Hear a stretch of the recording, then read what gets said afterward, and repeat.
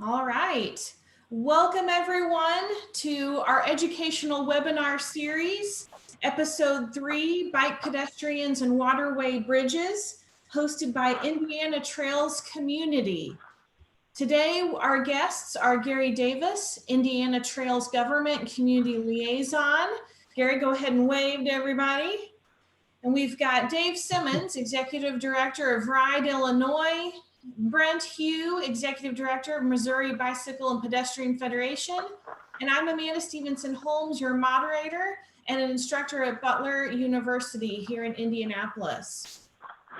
Some technical little tips.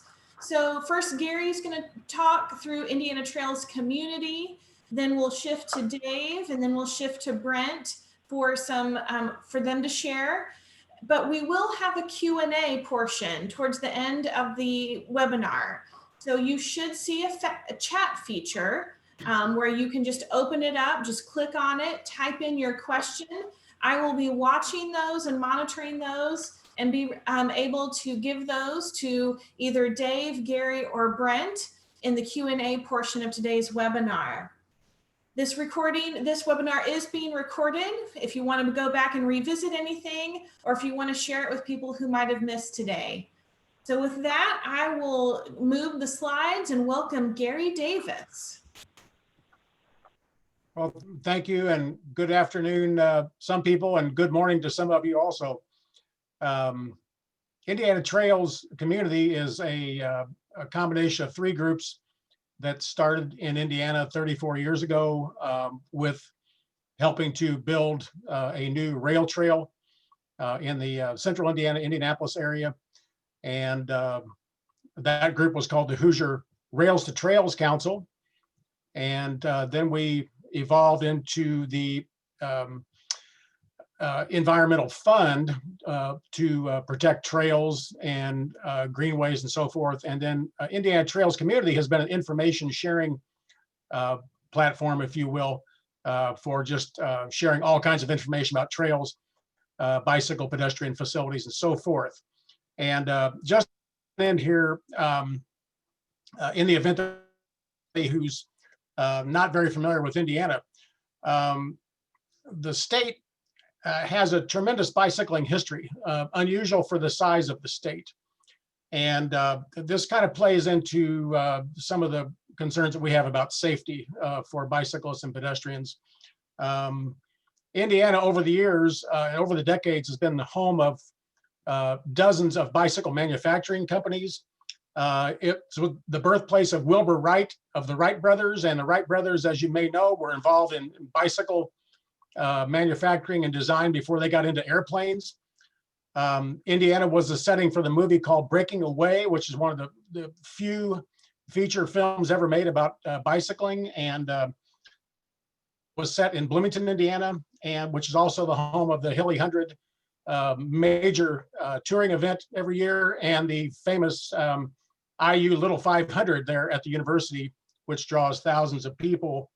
And Indiana is also home of the famous world champion bicycle racer from 100 years ago, Major Taylor, and Indianapolis has honored him with the Major Taylor Velodrome in the city. And also the city has been a site for training for Olympic bicycle riders, one of whom, Chloe Dygart, was just injured pretty seriously a few weeks ago. She's recovering in Brownsburg, Indiana. And we do have the Hall of Fame trail here that's listed with the Rails to Trails Conservancy, which is called the Monon Trail, which honors a historic railroad in the state of Indiana. And Marian University, which is a fairly small college here in Indianapolis, is small in size but mighty in bicycling because they've won multiple national championships in bicycle racing, both track and on the road. And so that's just a little touch of some of the background with bicycling in this state. And as a result of that, we expect just innately for bicyclists to be safe when they're out there and to be protected.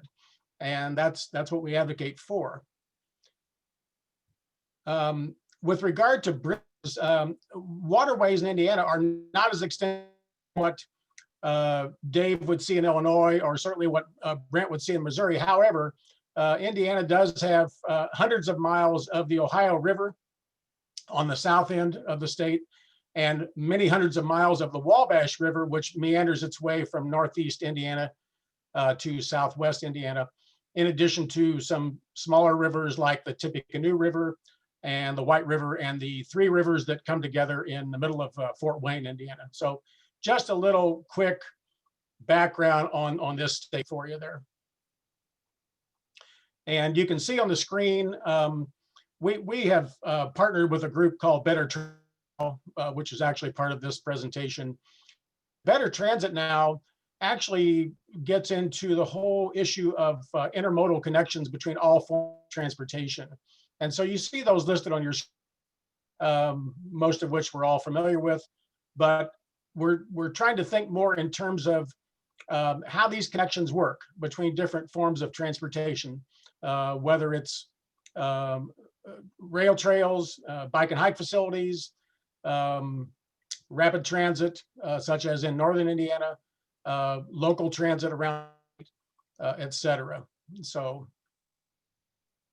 and then a particular concern that we have with Indiana trails pertains to a proposed bridge over the Ohio River between Evansville, Indiana, and Henderson, Kentucky. And this is southwest Indiana across the Ohio River. Interstate 69, for those of you that are not familiar with it, is one of the 6 so-called corridors of the future, as designated by the U.S. Department of Transportation, planned to run from Lake Huron in Michigan down to the Texas-Mexico border, and to especially serve commerce between Canada, United States, and Mexico. The plans right now for Interstate 69 call for a massive $1.5 billion project, including the approachways on both sides of in both states, and the bridge itself over the Ohio River. So far, there are no plans to accommodate bicyclists and pedestrians on that bridge. We're calling on officials in both states to make a change in that design of the Interstate 69 bridge, which is on the front burner and is expected to get underway in the next couple of years. Interstate 69, by the way, has been in the thought process of transportation planners for many, many decades, going back to the 1960s. And just a couple mentions of some favorite bridges that we like to look at. And when we're researching bridges around the country that have bicycle and pedestrian facilities, some of them are just absolutely incredible in terms of their design. Now, the one you see on your screen is a little more so-called ordinary looking, but nonetheless it is significant because you can see that it's in the Washington, D.C. area. And there are several interstate highway bridges in the DC area that also include safe protected separate facilities for bicyclists and pedestrians. And then the fabulous new North Washington Street Bridge in Boston over the Charles River is something to behold. I don't know if we have any pictures available of that today, but look it up if we don't have that on our program here. The North Bridge in Boston, which is in, and then there the new Mario Cuomo Bridge over the Hudson River there at the Tappan Zee is a phenomenal structure in terms of design and engineering. So check that one out too. We may have that one on the program here. So anyway, that's just a little bit of background. So for us in Indiana, the Interstate 69 bridge is really front and center, and we hope to get a design there that will accommodate not only the 300 and some thousand people that live in the Evansville-Henderson metro area, but also touring cyclists and pedestrians from around the Midwest and around the country. And oh, by the way, a couple of the US bicycle routes, in particular 37 and 76, would come together in that general area, along with the southern version of the American Discovery Trail. So there are a lot of things to consider when we look at the Ohio River Valley. Thank you so much, Gary. And along with the I-69 bridge concerns that Indiana Trails has voiced, we have wonderful advocates who have come alongside of us, including Dave Simmons with Ride Illinois. So we will shift the presentation over to Dave. So Dave, just let me know when you need me to switch the slides. Great. Thank you, Amanda. Thank you, Gary. Thanks for including me in this discussion. Gary and I just happened to connect several months back. He was requesting input or some knowledge on that I-69 project, and we were Ride Illinois was happy to support the call for bike ped infrastructure because it is such a huge project and one that would be beneficial for residents in 2 states. So happy to be here today. I do have a cat that might jump up at any given time, but that's kind of the, a little bit of humor that comes with these webinars at home. But I wanted to just mention a few things about Ride Illinois. I can't say I'm the new guy anymore because I'm over a year in the role, but Ride Illinois used to be known as the League of Illinois Bicyclists. So some of you may be familiar with that name. It was rebranded in 2015 as Ride Illinois.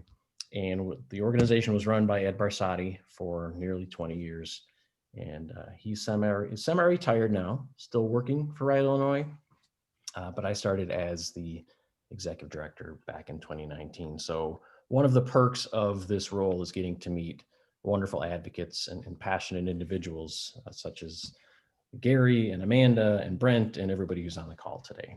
But what Ride Illinois works for, you can see these bullet points here. And we want to make biking better in Illinois. That's our goal. We'll keep it short and sweet, right? And we do that through fighting for bike-friendly roads, more trails, favorable legislation, and then the education piece as well. And I want to just mention a couple things about our education, our free resource. So Amanda, if you could switch the slide. We'll talk about just briefly about bikesafetyquiz.com. It was developed in 2013. It does pertain to relevant traffic laws in Illinois, but at the same time, a lot of the content will be applicable to folks in Indiana as well. So if you're interested in doing a little online education, please check it out. Happy to report that over 115,000 sessions have been completed since it launched. And I'd like to point out this photo here because, so Ed Barsotti is the guy in the tie, and he's with the Secretary of State right next to him. When this launched, it was the same day that the Chicago Blackhawks had their parade in downtown Chicago. So he's still like upset that took some of the spotlight away from Bike Safety Quiz. So it's kind of a fun little tidbit. Yeah, so when you'll see that there's a number of quizzes and for adult cyclists, child cyclists, motorists, and truck drivers, and then several levels as well. And as I mentioned, it's based on Illinois traffic laws. So I wanted to show just one example, just to give you an idea of what this resource is.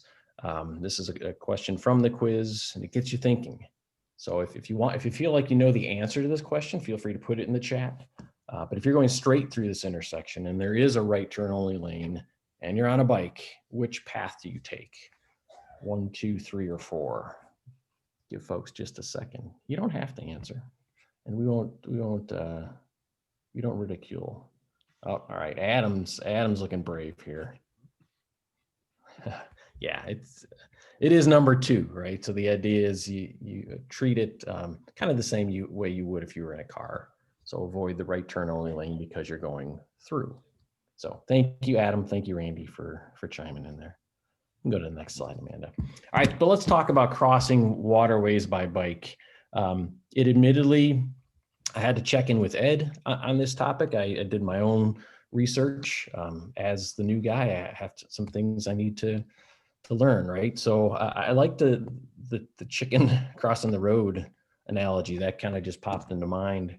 But what I learned during my research is that Illinois is bordered by 880 miles of rivers, and there are over 87,000 rivers and waterways in the state. So there's a lot of bridges. What we're gonna do is, we're gonna look at some examples, discuss the impact on folks that are trying to cross those rivers, as well as dispel some common misconceptions.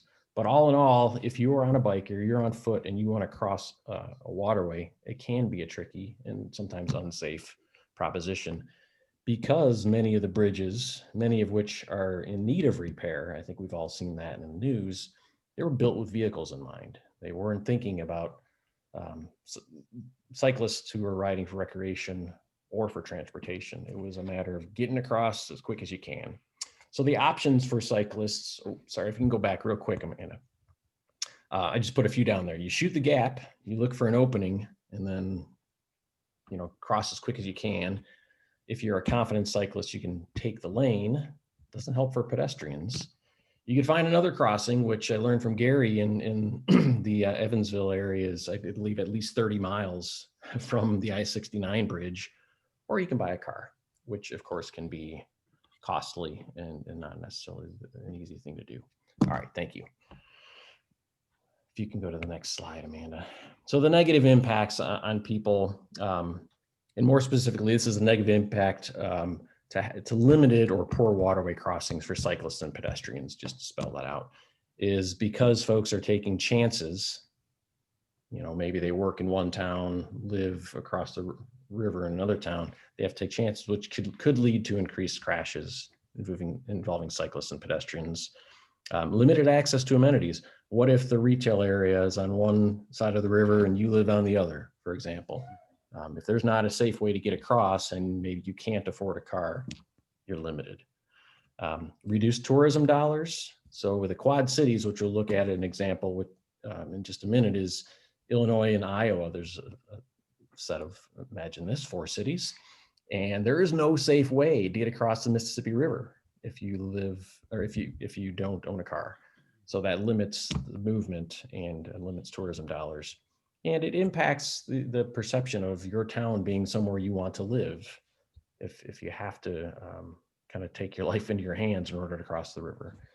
And then of course, many of us, I'll say, probably all own a car. We know that it can be a financial drain. So by kind of forcing folks to have a car in order to get around, that has a negative impact on individuals. Next slide, please.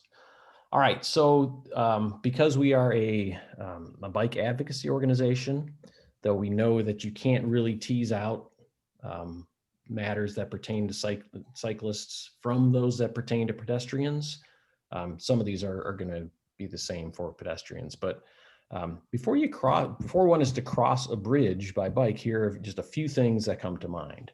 So, you know, is it rush hour? Is there a lot of cars and vehicles on the road? What's the speed limit, right? Some bridges, the speed limit isn't reduced from the roads leading up to it. That can be certainly scary. And if you're not that confident, fearless or desperate cyclist, right, that you need to get across, that can certainly be a barrier.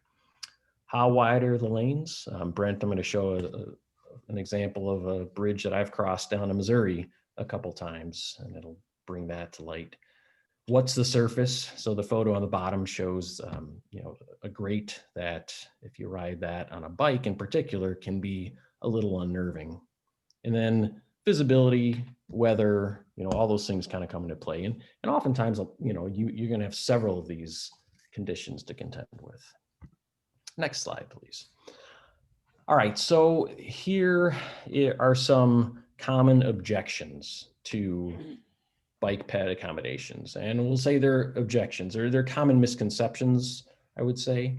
The League of American Bicyclists with the Alliance for Biking and Walking put out a report several years ago entitled Bridging the Gaps in Bicycle Networks.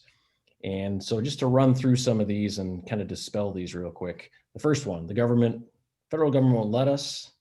That's not true. The US DOT recommends integrating bicycle and pedestrian accommodations on new, rehabilitated, and limited access bridges.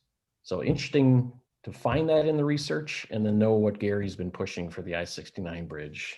Seems like a conflict there. Just touch on a couple more here. It costs too much.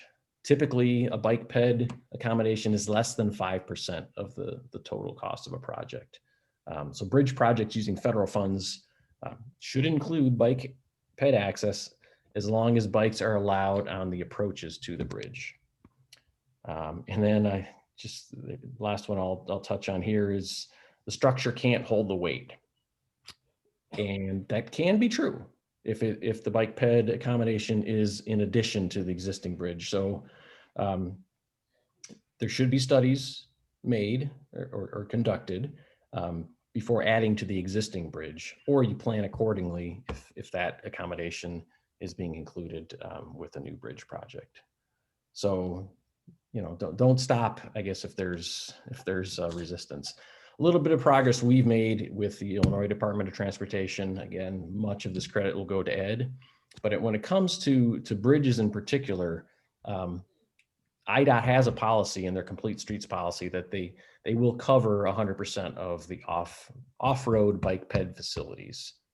So that is oftentimes the agreement is a 20% local match. In this case, we were able to push that through. So that's part of the complete street policy. And more recently, they have become more receptive to feedback and suggestions, in part because they finally hired someone for the role of a bike and pedestrian ADA policy engineer. So he's fired up, maybe because he's new, he thinks he's going to change the world, but we've had some really good conversations already, and we're hopeful that will lead to some improvements in Illinois. So I think next we're just going to look at a couple examples here. I mentioned the Quad Cities earlier. There's no way to get across the Mississippi River by bike or walking. You can see all of these are narrow bridges, again, built for moving cars, and only the most confident of cyclists is going to attempt to cross this, which is unfortunate. So this certainly falls into the poor category. Next slide, please. Another, Peoria. So Peoria has 111,000 people. It's a fairly sizable town, and there are 3 main bridges. And again, no safe crossing.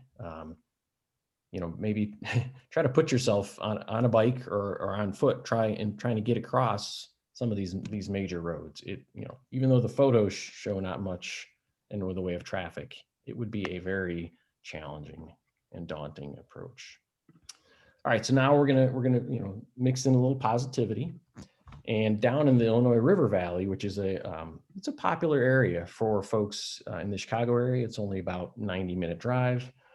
So whether folks are doing any sort of outdoor recreation, there are 3 bridges that I looked at in particular that cross the Illinois River, and only one of them, which is the Illinois 71 near Ottawa, has a bike ped accommodation, which might be hard to see on the right side there, but it is there. The other 2, as you go further west, it's just not possible. And you can tell, especially in the one on the right, it's an older structure.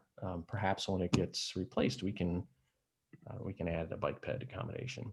And then Brent, this next one's for you. So in the Missouri River near Washington, I've biked across on the Katy Trail a couple times. The first time, actually both times I crossed this bridge, was the photo on the left.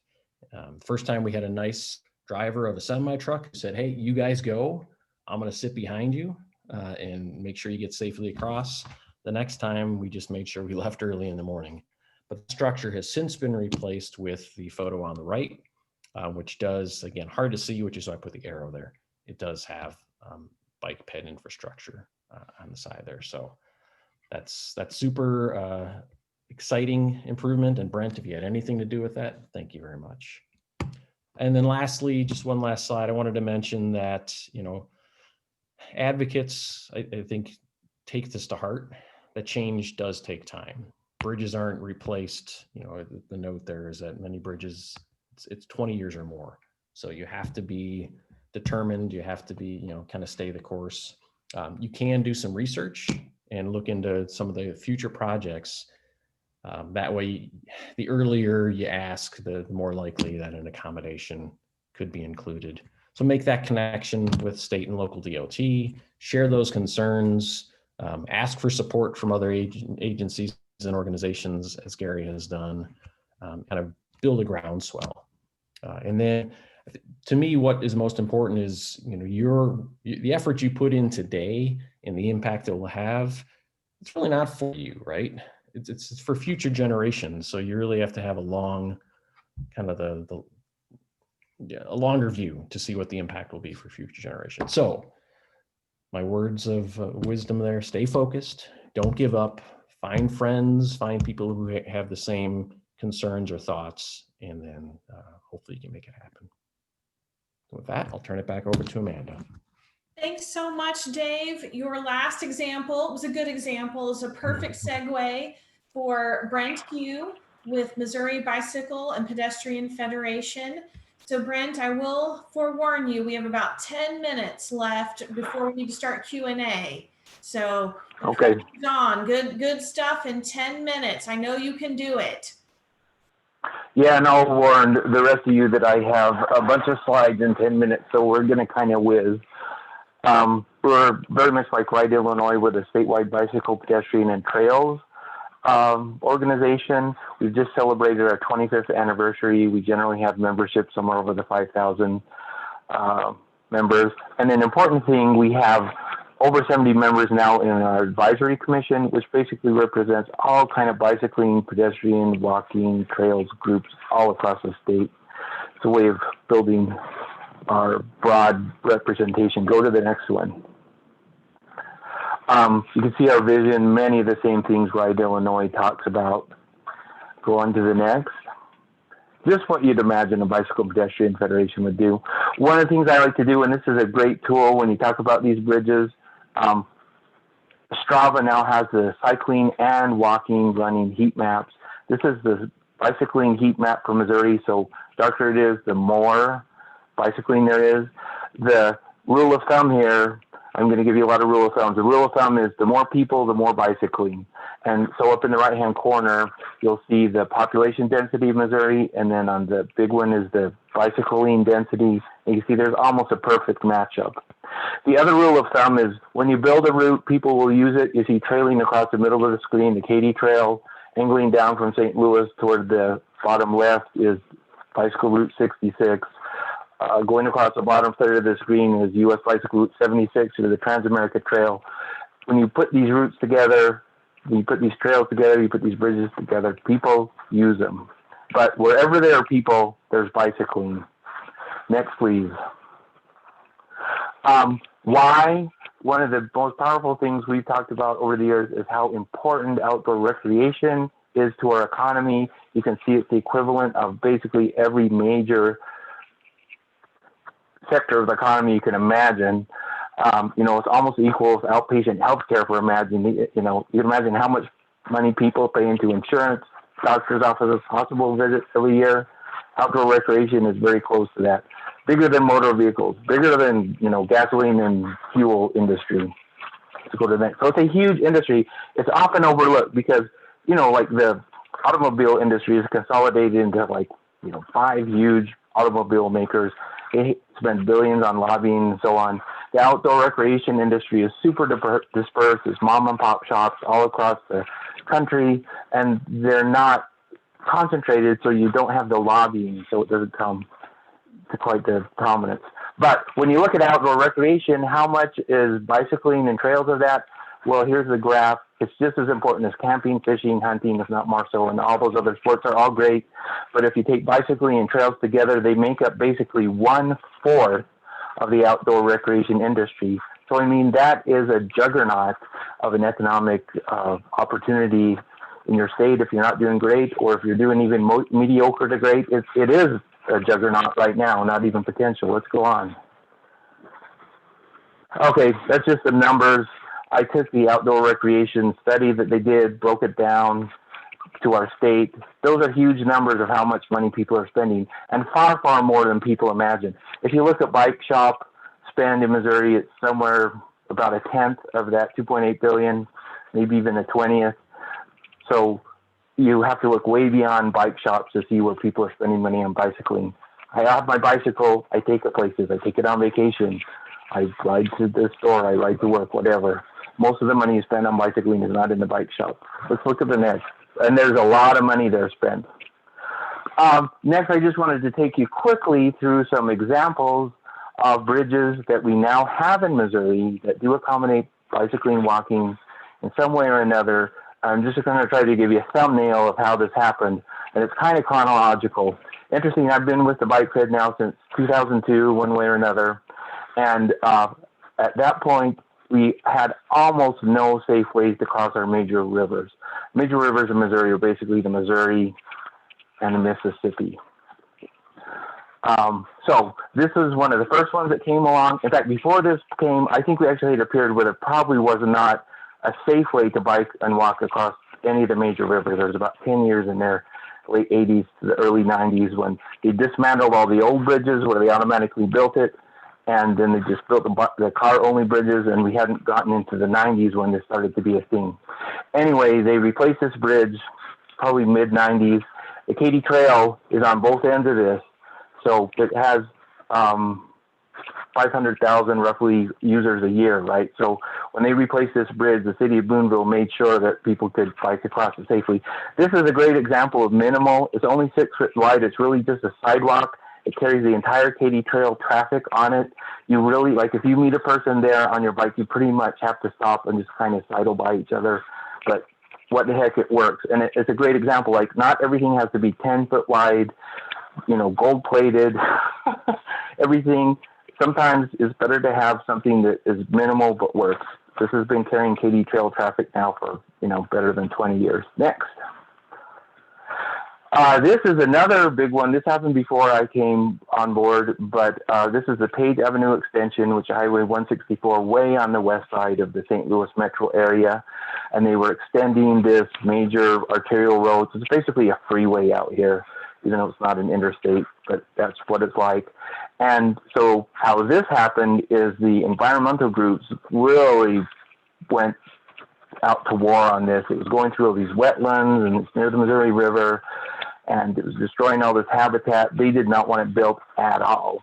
So what happened is the compromise was they added this bike ped path. So they built the bridge, but they added the path. So maybe not the best compromise if you're an environmentalist, but it did work. And what has the Katy Trail on one end, for years we had complaints. It went from the Katy Trail to like a lake, didn't really go much of anywhere else, but eventually, and this is starting to happen now, since one of the branches of the Adventure Cycling Great Rivers route, if you want to take it into, visit the Arch in St. Louis, you cross this bridge. So eventually there's going to be a nice route from this point, way on the outskirts of St. Louis, all the way into the center. It's taken 20 years to even make part of it happen. Next. Okay, this is the one this is what I cut my teeth on advocacy-wise. This is Kansas City. I live in the area. Say in the year 2000, the Missouri River cuts right through the middle of the Kansas City metro area, right through the city. Downtown is right there near the number 5 you see there. So it's on the south side of the river. There's a bunch of stuff on the north side. You couldn't get across. And there's also the Kansas River there in kind of the bottom left. You couldn't get across either of those rivers safely. Cut the metro area straight in half. So in 2004, my friend, who's the bike ped coordinator of the Mid-America Regional Council, which is the Kansas City, agency that does all the transportation and so on, the regional transportation agency. He calls up, he says, guess what? They just got a huge earmark. Kit Bond, our favorite friend, huge earmark, and they're going to redo the I29 bridge across the Missouri River. He says, this is our chance to get a bike ped crossing of the river because they're building a new bridge. None of the other bridges accommodate it. So we got to work, and when I say we, it wasn't me, it wasn't just the Bicycle Federation, it was dozens of community groups and all that, but people saw the value of it, and we got to work. We got to have bike ped on this bridge. Well, the funny outcome was, and by the way, this one lesson, I literally got the phone call in 2004. The first thing that was built here, I believe, was in 2010. So this ain't a short-term campaign, right? And that's fast. We thought that these things weren't going to happen until maybe 2016, right? And but when the stimulus happened in 2009, they funneled a lot of the money. That's lesson number 2. If you have your projects ready to go, when weird things happen like a stimulus bill, your project is at the front of the line because it's ready to go. If you're sitting there thinking, I have some ideas about what might happen, the stimulus money comes, they're not far enough along to do. So we got 2 of these projects done as part of the 2009 stimulus, and at least 5 years ahead of the projected schedule. Anyway, the outcome was we were shooting for number 1 there, which was the Interstate Bridge. We heard all the arguments that you heard Dave outline. we can't put bikes on the interstate. It's too expensive. And we won't bear it. Blah blah blah blah blah. We heard everyone. We had arguments against all of them that made them seem silly. It didn't matter. They still said they just repeated the same thing. Our chief engineer at MoDOT just repeated that for years. Can't put bikes on the interstate. It doesn't matter. There's a concrete barrier. They're not on the interstate. Whatever. It's perfectly safe. Doesn't matter. He just had that in his head. And that's often more than the policy, more than logic or research studies, safety studies, anything. It's what's stuck in their head, and that was stuck in their head. Anyway, the final we did everything on this. Dave outlined much of it. First of all, we went all to public meetings. Probably the number one comment in all of them is we need bike ped across the river. That had a huge impact. We did a massive letter writing campaign. Our poor MoDOT regional engineer here was just inundated with letters. That had a huge effect. We made bumper stickers. We baked the cake, put people on the paseo. We had, bike rides down at the river. We just did it. We came to every event. And this is another lesson learned. We had a friend who was very supportive of this, who was very influential in Kansas City politics, very connected. He knew everybody. He's since spent a couple of terms on the city council. He introduced us to every community group, okay? And this is Advocacy 101, right? You have MoDOT in this case is the thing in the middle. We wanted to change them. Who influences MoDOT? Well, the Chamber of Commerce, Northland Chamber of Commerce, this neighborhood association, the Kansas City Council, the North Kansas City Council. You find all these community groups that are around it, and they have the impact, the influence that decision. And he literally set us up to go and talk to all of them. Almost all of them supported it strongly, and we would get like a resolution of support, then we would send it to MoDOT. One reason we didn't make more progress on this is because the Northland Chamber of Commerce, which was the very strongest advocate for this project, who basically talked to Kit Bond and gotten this $100 million earmark or whatever it was. And so they sort of had this ownership, and they did not want to take money away. They wanted a fancy looking bridge. You'll see it in a minute. They did not want to take money from that fancy bridge design and put it into anything else. They didn't care what it was. They supported it in concept, but anyway, the end result of it is, this is a weird thing. They did not put bike ped on number one there, but they designed it. One of our big messages is this bridge is going to be with us for 75 to 100 years. We don't know what's going to happen in that 75 to 100 years. We have to make it future proof, right? There might be rail. We might be levitating, whatever. We have to be able to accommodate all of it. So they actually did not put bike ped on it now. But when they add more lanes to the bridge in the future, which they're planning to do, they designed those in such a way that they could squeeze everything together and add a 10-foot bike lane in it. So now when it only has 8 lanes, no bike ped. When they change it to 10 lanes, we'll have a 10-foot bike ped lane. That might happen in 50 years, whatever. So we didn't get it on there right now, but as a compromise, they said, we'll put it on number 2, which is the Heart of America Bridge, and we'll put it on number 3, which is the Chouteau Bridge. Well, we were pretty happy with that, especially because number 2 is even better than number 1. It's just in a better position. And then in the years since, we've got one on number 4, which is the Platte Purchase Bridge. And right now, number 5, which is the Broadway Bridge, is actually I wouldn't say it's under construction, but it's under development, design, and it will include bike ped. So one campaign, 5 bridges out of it. Next. That was my longest spiel of any of these. We'll whiz through them. Here's a picture. The Kit Bond one is the fancy one. The old one is this pathetic looking one on the left. Here's what we got. In the middle is Heart of America with a nice lane. They just took part of the shoulder and reconfigured it. On the right is Chouteau. It actually has a lane like that on both sides. They just took part of the bridge and reconfigured it. So those were pretty good accommodations. You can see how it leads right to downtown. Next. Oh, is that it? That was it. But before we switch to Q&A, any parting thoughts, Brent? That was good. Okay, sorry. I thought I sent I had about 10 more slides, but. Oh, sorry. I only pulled those in. Oops.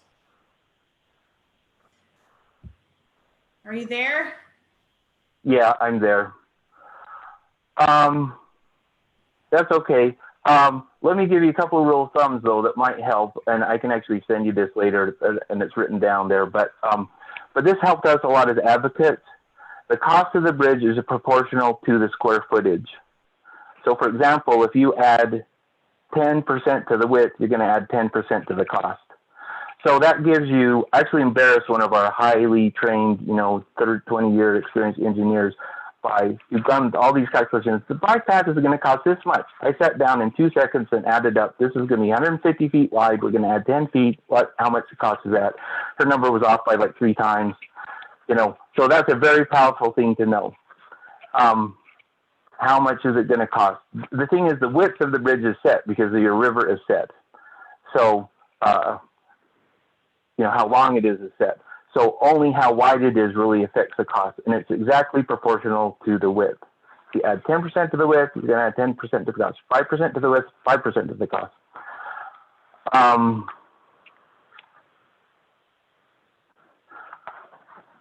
Okay, here's some other rules of thumb. How much does it cost to do it now versus later?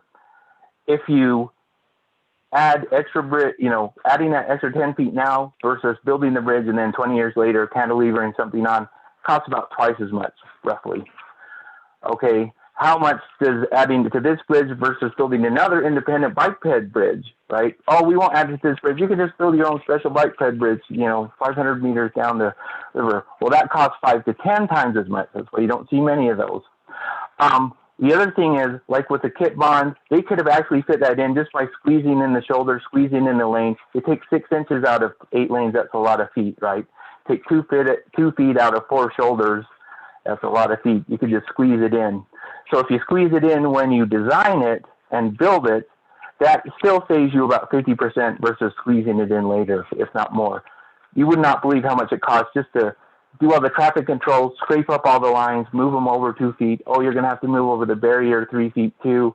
I mean, that costs millions. So it saves much by doing it as you're building the bridge.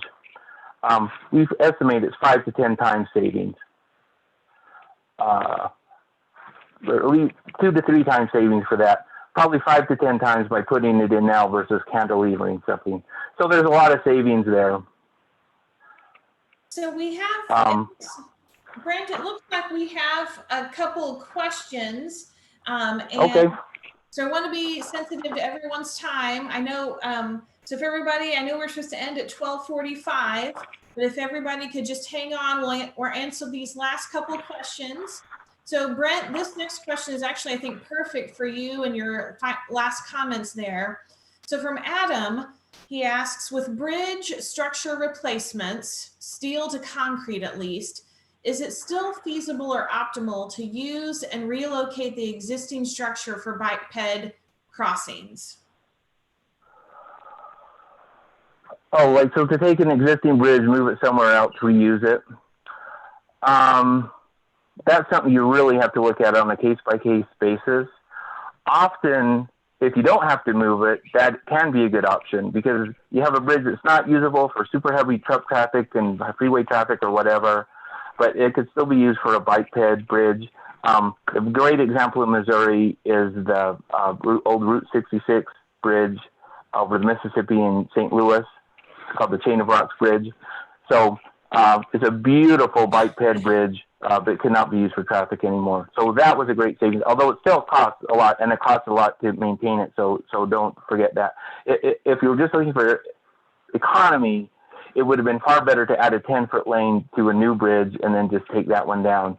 The reason they preserved the Chain of Rocks is more because it's a historic artifact and has huge value there.